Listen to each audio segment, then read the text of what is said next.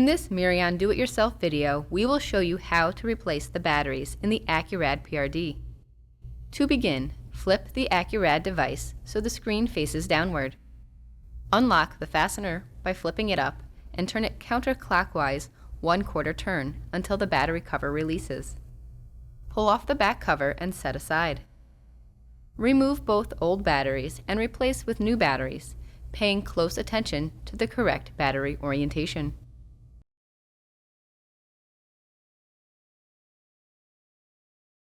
Place the battery cover on the main unit and turn the fastener 1/4 turn clockwise to secure the door back in place.